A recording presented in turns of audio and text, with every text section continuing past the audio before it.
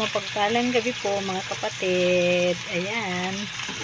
Ay, nakatikim na ba kayo ng pusit, ginisang pusit na may halong topo? Tokwa po. Tawag po nito ay topo. Ayan. Hahaluan ko po siya ng toko.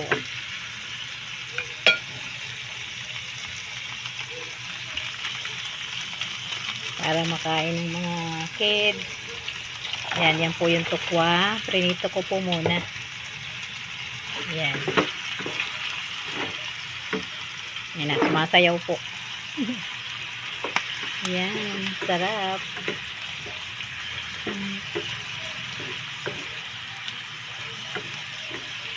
Diba? Sarap yan, malasa yan. Pusit ang kasama eh. Yan, matagal na yung sarip kong pusit na yan. Naisipan ko may tukwa pala ako. Yan.